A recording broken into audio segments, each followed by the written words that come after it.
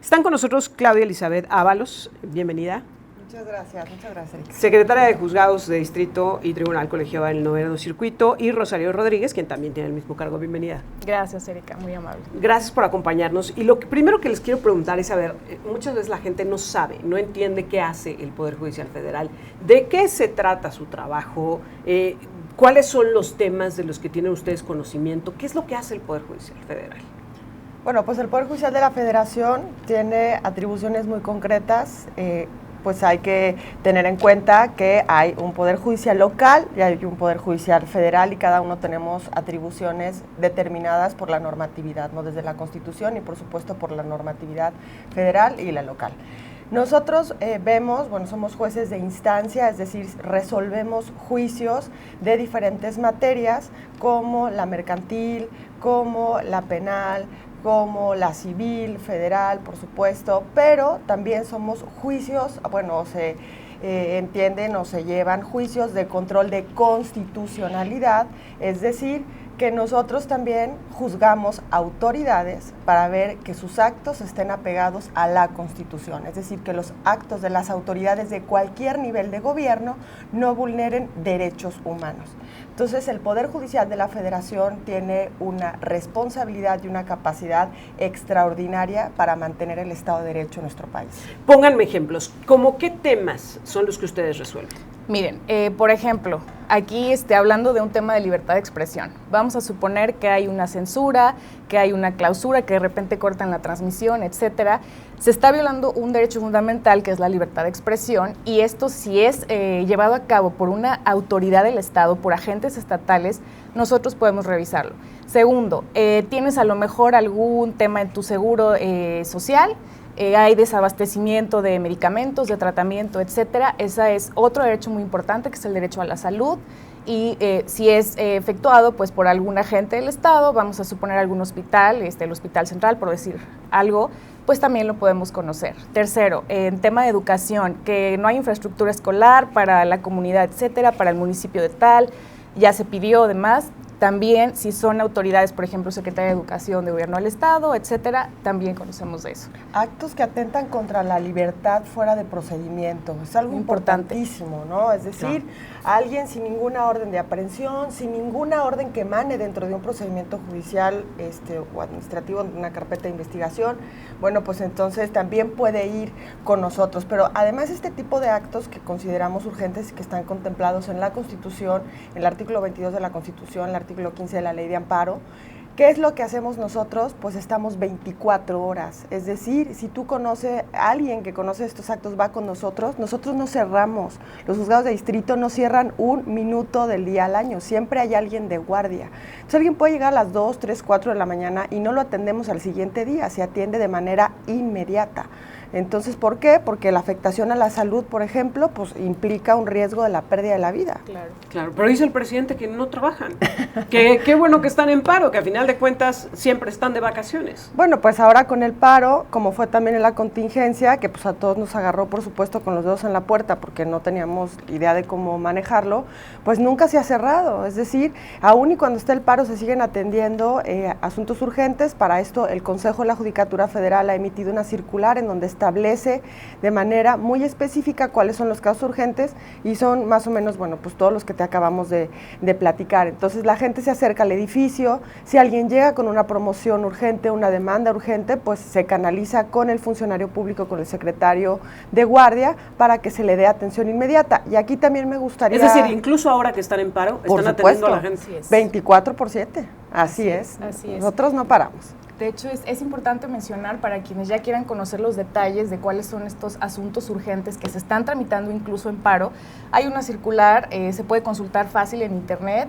16/2024, emitida por el Pleno del Consejo de la Judicatura Federal, donde viene un catálogo de algunos ejemplos que les hemos dado: salud, vida, libertad personal, etcétera, para que sepan que sí se está dando trámite de esos casos. Pero a ver, me parece bien interesante lo que nos han planteado, porque el presidente ha dicho en la mañanera en incontables ocasiones que lo único que hace el Poder Judicial Federal es soltar delincuentes. Y ustedes no me han hablado de delincuentes, me han hablado de acceso a la educación, claro, de garantía de acceso a la salud, de vigilancia de la garantía del cumplimiento de los derechos humanos, de los derechos civiles de las personas. y en ningún momento ha sido, mi único objetivo es liberar delincuentes, ha sido una gama muy amplia de garantías de derechos de las personas, de los ciudadanos. Así es. Mira, Erika, y a todas las personas que nos escuchan, creo que los invitaríamos a cuestionar todo lo que se dice en estas mañaneras, que más bien son adoctrinamientos, eso hay que decirlo. Porque ahorita es el Poder Judicial, mañana van a ser organismos autónomos, pasado van a ser las instituciones académicas, ya fue el sector de salud, etcétera. Esto es, no podemos controlar lo que se diga por parte del titular ejecutivo o por parte de los legisladores, pero sí es una invitación a que la gente realmente investigue y realmente se acerque. Gracias por este espacio que nos das. Porque otra cosa que vemos es, oigan, a ver, bueno, la reforma judicial y ustedes no la quieren y ustedes son unos flojos y andan haciendo huelgas. Es la primera vez en toda la historia del Poder Judicial que se hace esto. Y segundo... ¿Ustedes están en contra de la reforma judicial? Por supuesto, Erika. Mira, hay que decir esto que es muy importante. Qué bueno que se está hablando del tema. Eso hay que aplaudirlo y yo creo que en cualquier democracia, en cualquier persona, en cualquier familia, en cualquier organización, es bueno que se hable de los problemas. Eso de entrada, bien. ¿Qué es lo que rechazamos contundentemente? Primero, estos discursos de odio. Ningún mexicano, ninguna mexicana se merece que su cabeza esté causando esta fragmentación. Nos merecemos unos discursos basados en ciencia, basados en conocimientos y basados en un propósito de mejorar. Entonces, estamos abiertos, tenemos capacidad de autocrítica, eso es muy importante que lo sepa la gente. No desconocemos que hay un sentimiento y hay una realidad de injusticia, no solo en México, sino en el mundo. No lo desconocemos y somos corresponsables, por supuesto, porque formamos parte de un sistema judicial.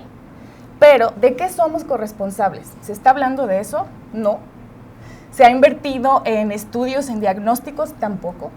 ¿Se nos ha considerado? No. Ha sido una farsa, ha sido un simulacro.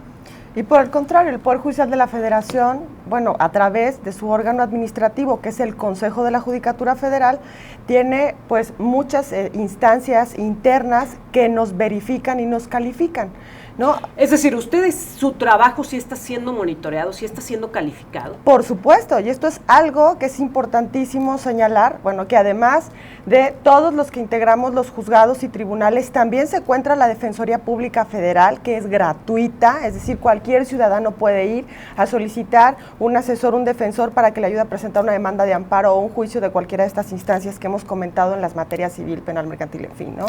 Pero lo cierto es, pues, que vemos que hay una reforma que no ha atendido, ¿no?, precisamente estos números que tenemos.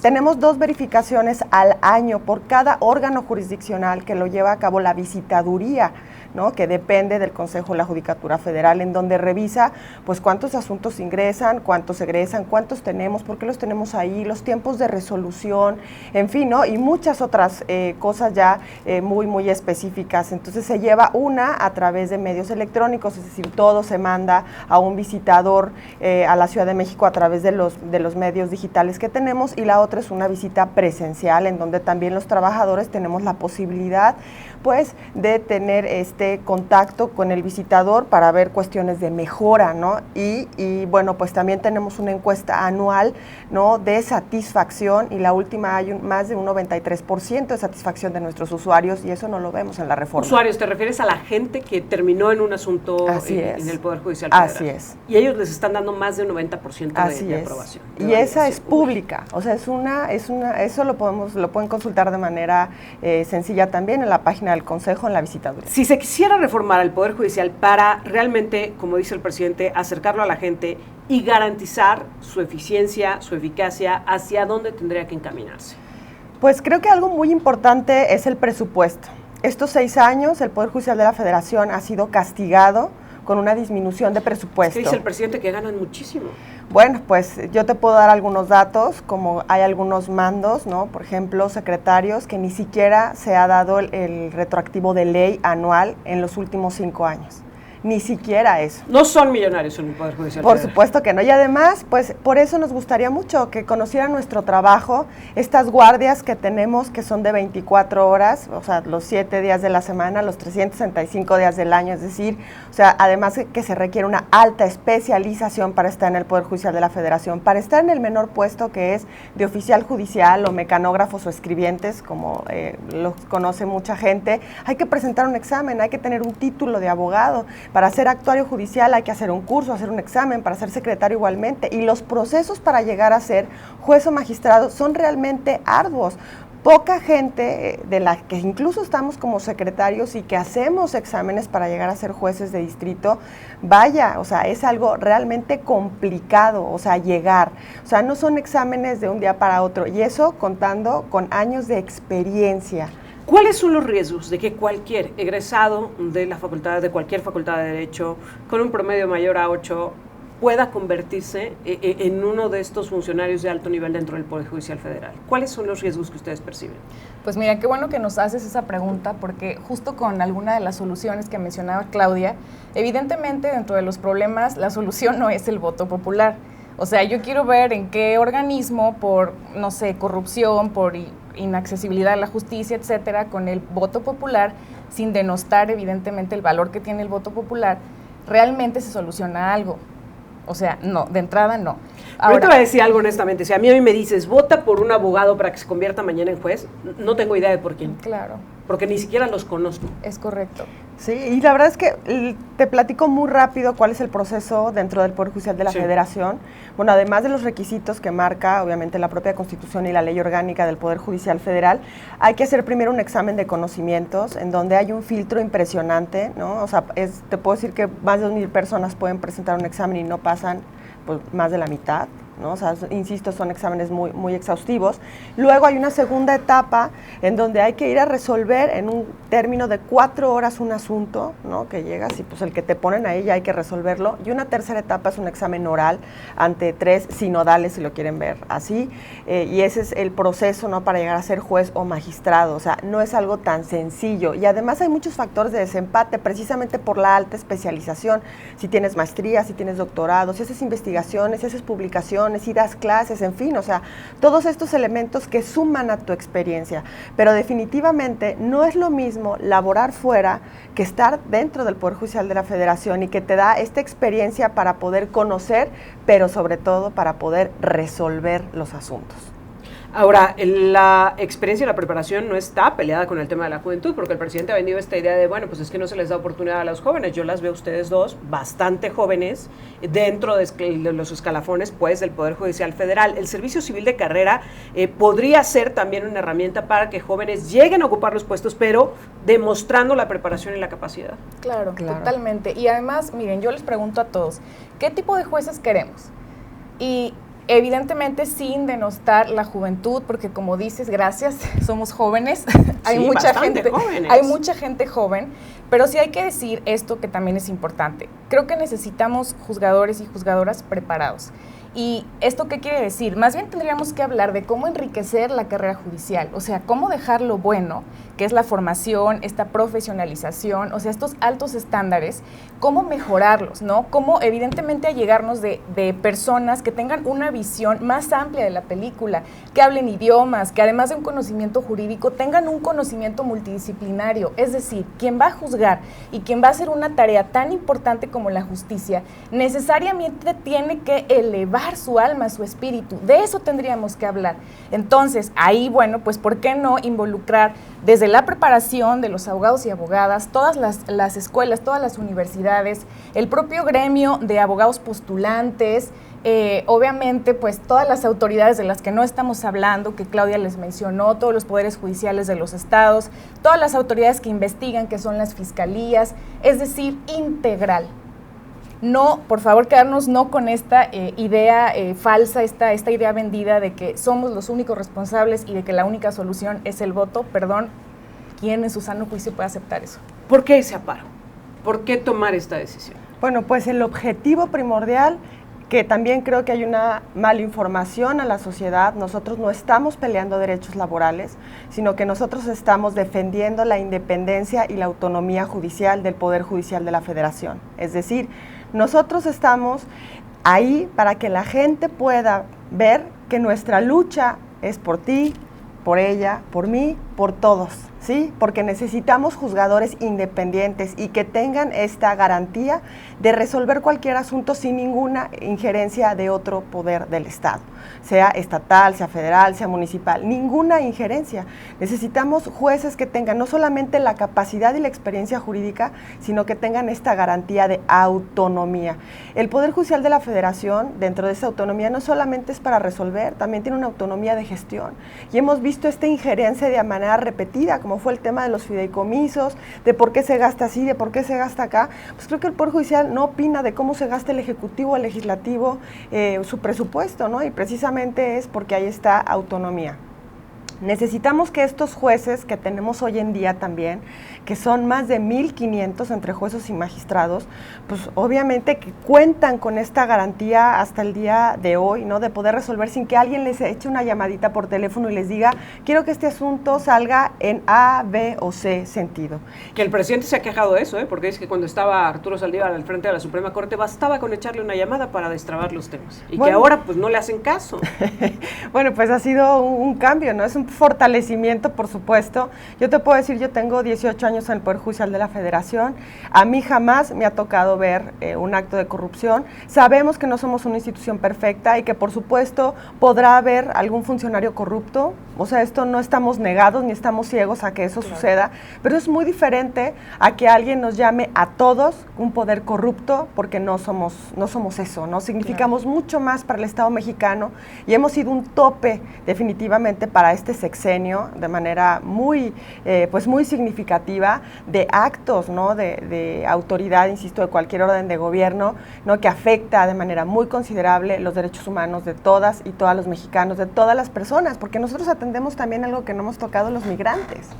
O sea, llegan también por... Muchísimos. O sea, sí por escaladas, ¿no? Que llegan y que están en las estaciones migratorias, también los atendemos a ellos. O sea, no son mexicanos, pero o sea, todas las personas que están en el suelo mexicano, y así lo establece nuestra Constitución, gozan de todos los derechos humanos.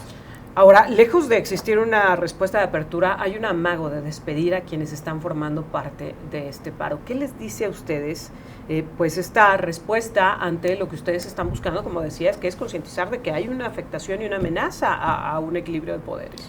Mira, Erika, y en relación con tu pregunta anterior, ¿por qué irnos a paro? Simple y sencillamente porque es nuestra obligación y nuestro deber defender nuestra casa. Una casa en la que no están intereses particulares, no está el interés de Claudia, no está el interés de Rosario, está el interés de algo mucho más grande que nos rebasa a todos los que formamos parte del Poder Judicial de la Federación. Se están entrometiendo. Yo quiero ver que cualquier persona que vayan a su casa y traten de tener una injerencia invasiva, ofensiva además, sobre las formas en las cuales trabajar o sobre qué decisiones tomar, se quede pasivamente. Perdón, o sea, si estamos ahí, que somos garantes de la Constitución, lo primero que debemos hacer es alzar la voz y no permitir que esto suceda y no permitir que el poder se concentre en una sola persona o en el actual oficialismo. Eso no lo podemos permitir, Erika, y es lo que estamos haciendo y lo que pedimos, además de pues una disculpa anticipada por las molestias de todos esos casos de justicia cotidiana, ordinaria, que sí están detenidos, no sobre los urgentes, sino sobre los que sí están detenidos, una disculpa de antemano y también una comprensión. A ver, esto es grande, hoy están por nosotros, mañana por los organismos autónomos, pasado el sector salud y así se van a ir. Si no hacemos algo, esto se nos está viniendo encima. Es un deber. ¿Qué expectativa tiene? Con, digamos, siendo muy realistas con la respuesta que hemos visto por parte del Ejecutivo, con pues la tendencia por parte del Legislativo, ¿cuál es la expectativa que ustedes tienen? Pues la expectativa es que hay un diálogo, que se tomen en cuenta precisamente que no fue así No ha habido ningún consenso, ningún acercamiento, un solo legislador, a ver, estamos hablando desde San Luis Potosí, algún legislador federal que haya buscado un acercamiento con ustedes para escucharlos, ¿no ha habido eso? Bueno, sí hubo algunos foros en donde se permitió que participaran ministros de la Corte, consejeros del Consejo de la Judicatura Federal, sin embargo en los foros que hubo a nivel estatal incluso se nos prohibió el acceso a los trabajadores del Poder Judicial de la Federación, entonces es como lo decía Rosario, bueno, pues hay como pues esta intención de malinformar a la sociedad y en donde no se nos permite pues decirle a la gente que lo que se está planteando, bueno, pues parte de una premisa completamente falsa. Entonces, ojalá que haya este diálogo, es el primer objetivo, que haya este diálogo para que sí haya una reforma que fortalezca al Poder Judicial de la Federación y que nos permita proteger todavía a mayor magnitud, a mayor capacidad los derechos humanos de todos los mexicanos. Yo les agradezco mucho que hayan estado con nosotros, Claudia, Rosario, gracias. Y bueno, pues ojalá y que la gente se involucre y yo finalmente les preguntaría eso, ¿por qué tendrían hoy, quienes nos escuchan, quienes nos ven, quienes nos siguen, que interesarse en un tema como este? Bueno, pues es una pregunta importantísima. Primero, quiero decirte algo que creo que con lo que debimos haber comenzado, a nombre de todos los trabajadores del Poder Judicial de la Federación, de este 9º circuito que está en San Luis Potosí y Ciudad Valles, pues te agradecemos el espacio para que la gente se entere. Creo que esto es algo importantísimo, que puedan tener esta expectativa. ¿Por qué involucrarse? Porque está en juego la defensa de nuestros derechos humanos, la posibilidad de defenderlo. Y te voy a poner un ejemplo. ¿Qué va a pasar si nosotros tenemos un juez que reciba una línea, ¿no?, para resolver? ¿Cómo vamos a juzgar entonces los actos del propio Estado? Ya no va a haber esa autonomía, ya no va a haber esa independencia, no va a haber una imparcialidad tampoco. Y entonces eso quiere decir que vamos a estar prácticamente impedidos para poder defender los derechos humanos de todos, el medio ambiente, la educación, la libertad, la propiedad, la salud, o sea, todos los derechos humanos que tenemos reconocidos en nuestra Constitución y a través de los tratados internacionales en los que México es parte. Perdón, sí, a mí me gustaría agregar, ¿por qué interesarnos y por qué defendernos todos? Bueno, creo que todos tenemos un sentido de justicia muy nato. A cualquier persona que vea una injusticia, si no se te enciende aquí un fuego en el corazón o algo, yo no entiendo qué pasa. Todos lo tenemos, no necesitas tener alguna especialidad para eso. Eso es algo inherente a la persona, un sentido de justicia. Además, nosotros lo que creemos es que esa justicia sí se puede llevar a cabo a través de instituciones y no de una forma caótica. ¿Qué es lo que va a pasar si no tenemos estos juzgadores y estas personas que estamos involucradas en la resolución de asuntos? Bueno, pues que el día de mañana se van a resolver asuntos por mano propia. Va a haber un caos, la gente va a empezar, ya lo hemos visto, a cerrar carreteras, a linchar personas. ¿Por qué? Por esa necesidad de justicia. Entonces nosotros lo que queremos es defender la institución y mostrar que hay otra vía. Por eso creo que sería importante estar preocupados por este tema. Yo les agradezco mucho que hayan estado con nosotros. Ojalá nos permitan estar en comunicación para ver cómo va avanzando este asunto. Ayer me preocupaba mucho escuchar a legisladores como Gerardo Fernández Noroña decir que ni una coma, nada se le iba a cambiar a la reforma, que así se tenía que aprobar porque así se tenía que hacer. Creo que cuando vas a reformar algo, lo menos que puedes hacer es escuchar a quienes forman parte de esa estructura, claro, y conocer cuáles son justamente esas áreas de oportunidad. No teníamos este dato de más del 90% de satisfacción de los usuarios del Poder Judicial Federal, pero me parece que es uno de los indicadores más fuertes, ¿no?, de todo lo que hay que reformar. Yo cuestionaría, por ejemplo, el sistema de salud, qué porcentaje de satisfacción tendrán los usuarios en el sistema de salud pública, ¿no?, que creo que sería uno de los primeros lugares donde podríamos empezar. En el sistema educativo público de este país, ¿no?, ¿qué nivel de satisfacción tendrán los usuarios? ¿Tendremos los usuarios? Creo que habría mucho que revisar en el tema de atención a víctimas, en el tema de violencia contra las mujeres, en fin, en un montón de asuntos. ¿Qué tan satisfechos estaríamos los usuarios con un 90%? Bueno, pues la pregunta sería, ¿por qué empezar por ahí? ¿Por qué ir directamente al Poder Judicial? Y creo que es un planteamiento que como ciudadanos podemos reflexionar profundamente y podemos también ahí tener una visión mucho más clara de qué es lo que realmente se está buscando de fondo. Les agradezco mucho, Claudia Elizabeth Ábalos, que hayas estado con nosotros. Gracias. En Rosario Rodríguez, muchas gracias. Gracias, Erika. Secretarias de Juzgado, Distrito y Tribunal Colegiado en el 9º Circuito, gracias por acompañarnos y por ponernos este tema, digamos, de manera mucho más clara. Muy buenos días.